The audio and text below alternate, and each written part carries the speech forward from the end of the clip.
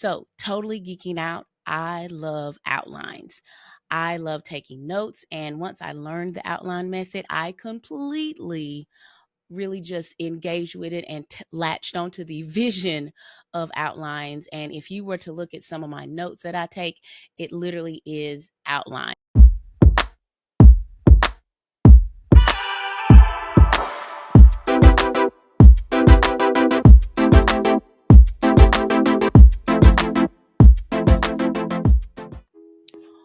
What's good, everybody?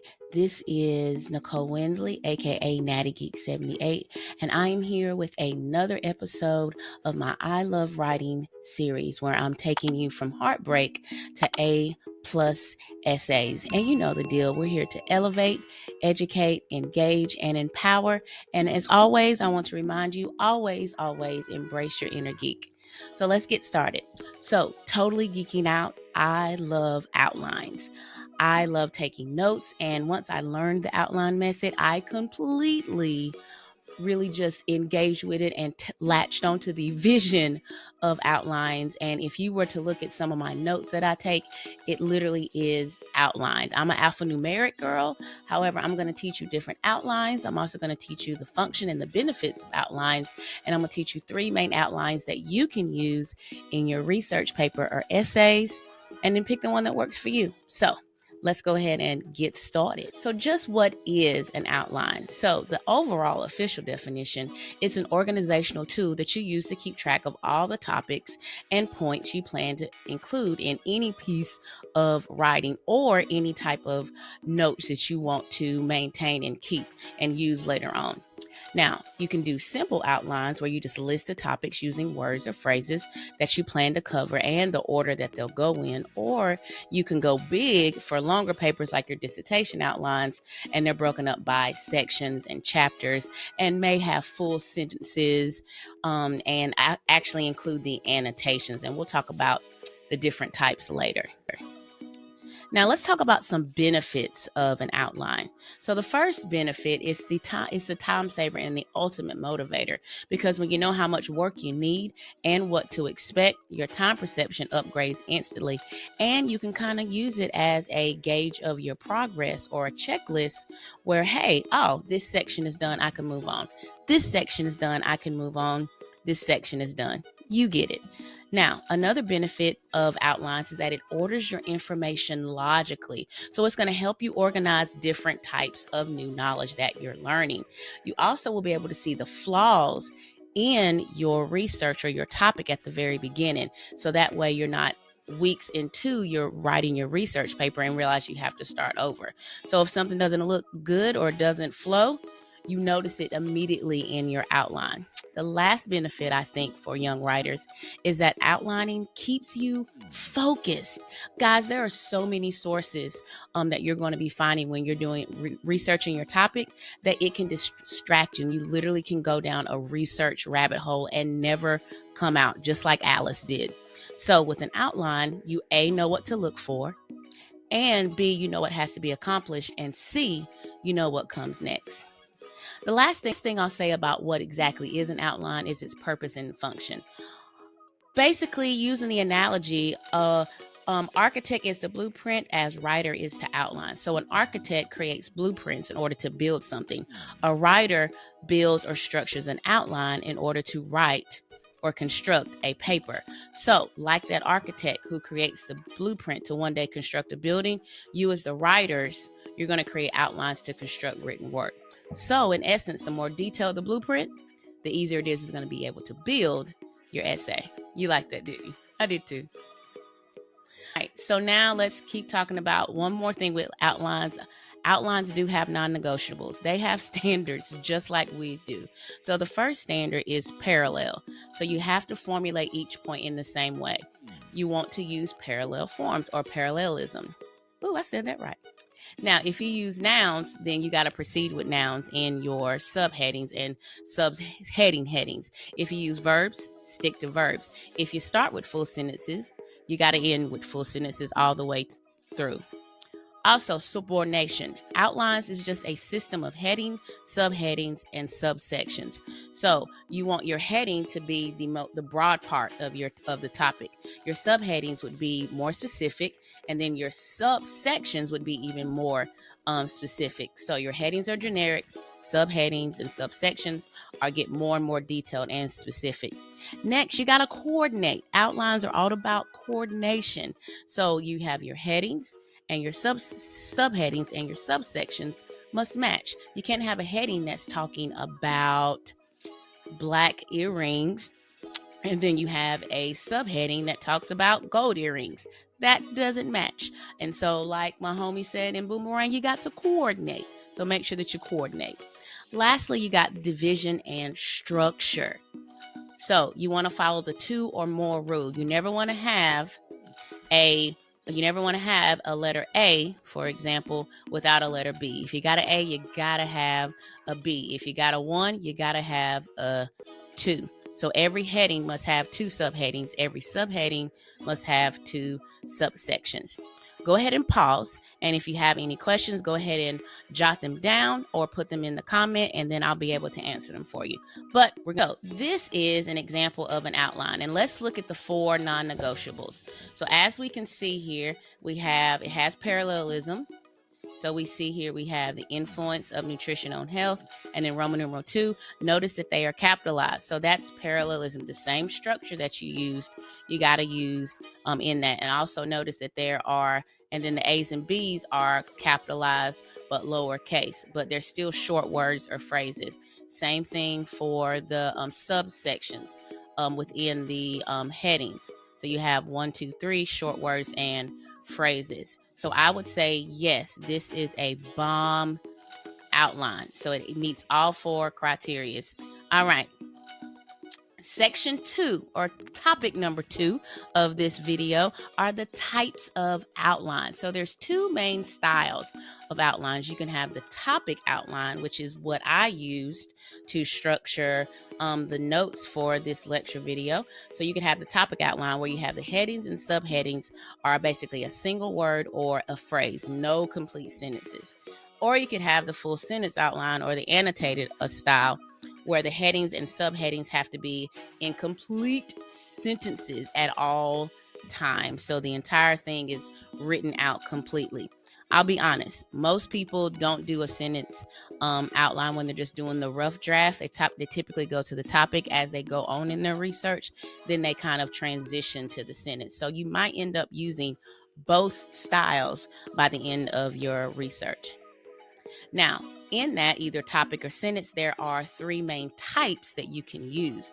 You can do the alphanumeric, you can do the full sentence or annotated, and then you can use the decimal. And we're going to talk about all 3 of those types now.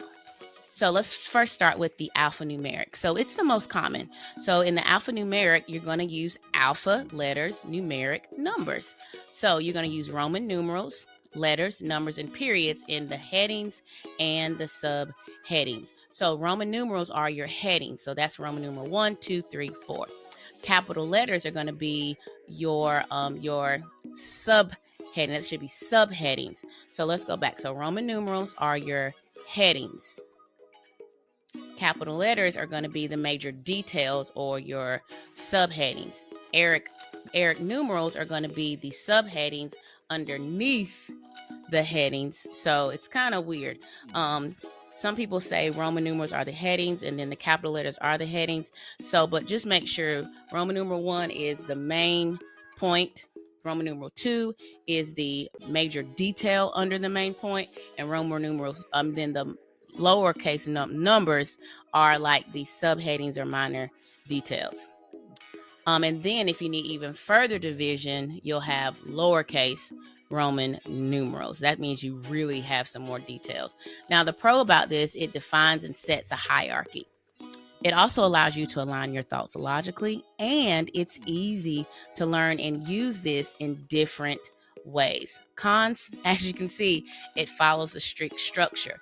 And another con, as you saw in my explanation, making sure you understand what each section does can be a problem for you. So you want to make like understanding what this, or categorizing what this is, what the A's are, what the B's are, what the C's are, what the D's are. And then lastly, D's, cons, because it because it follows that strict structure. Learning how to format it when doing digital can be a struggle for first timers. All right, so moving on to the full sentence or annotated. Now, annotated is just more broader. It's basically exactly the same as the alphanumeric, even uses the same structures, but it allows you to craft your thoughts, because you're going to use full sentences, which then can be transferred to your actual essay.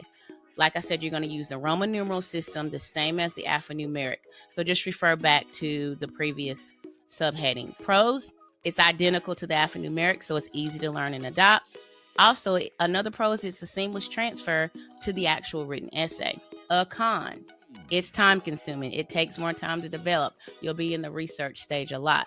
And another con, most professors eventually will require you to do an annotated outline, meaning you got to actually provide the actual written quote you're going to use in your paper. And this is just an example of a full sentence or annotated outline.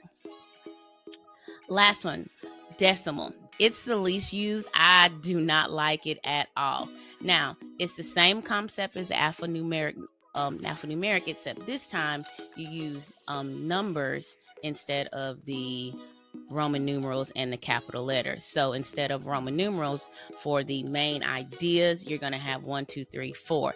Instead of capital letters, you'll have the number followed by a period and then another number. And then for even further division, you'll have the number followed by a period, the number followed by a period, and then a number followed by a period. So a pro of this shows how every level of the outline relates to the larger whole. So you science people or you STEM kinesthetic people, this might work for you. It's also versatile because you can use words, phrases, or complete sentences. It's not one or the other like the full sentence or the alphanumeric. Con is the same as the alphanumeric, so you might as well just use the alphanumeric. And then this is an example like here. So one thing I do like about the decimal is that I literally can see the influence of nutrition. So one of them is chronic diseases. Another one is seasonal illnesses. What are some chronic diseases? Heart disease, cancer, diabetes, seasonal illness. However, this one right here doesn't have the subordination because as you can see, it has a 1.2 and it should have gave some 1.2.1 as far as giving me some examples of seasonal illness. So I would have pulled this back if this writer had turned this in. Same thing right here. But it does have the parallelism. It does have the division, and it does have coordination. Everything matches because it's short words or phrases. It just doesn't have the subordination. All right, last thing I know you want to talk about is writing your own research outline. So the first thing you want to do, guys, is you want to start by stating your thesis. You would have it at the top, and then you write out that thesis statement, and then those main points of your thesis become the headings later on in your outline. So research outlines are structured by topic. So you list the topic along with the information you want to discuss as like a subheading or subsection. So each subheading equates maybe to a paragraph or section of your paper. Some things it's going to allow you to do. It's going to allow you to rearrange the order of your paragraphs until you find the perfect arrangement before you even begin writing. Now, the standard outline format is alphanumeric, which alternates letters and numbers at the start of each section.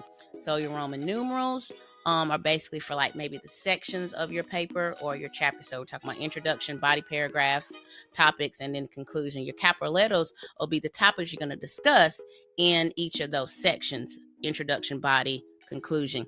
And then the Arabic numbers, and I'm using the alphanumeric, would be the points under each of those topics. So for example, my first Roman numeral or section of my paper is my introduction. So I'm going to put that as Roman numeral 1. I know I want to talk about three things in my introduction. So letter A would be my background information or a hook. And then what am I going to talk about within that section? Then I may have background information. I like to have a hook, a background, a bridge, and then a thesis. So in my introduction outline, I have actually 4 main headings that I'm going, or subheadings that I'm going to talk about: background, a hook, background, bridge, and then my thesis. And then I state my thesis with my main points. From there, those main points then become my body paragraphs. Now in this outline, it has the Roman numeral 2 as the body, and then each letter is a specific body. So when it says A and B, these are the paragraphs or sections for each one, and then it has to state and align with your thesis. So guys, that is it. In 15 minutes, I have literally told you and introduced you to the process of outlining. In the next episode, you're going to learn how to actually format and come up with your outline. Embrace your inner geek. And remember, there is nobody like you. So be as weird and as unique as you want to be. I'll talk to you later.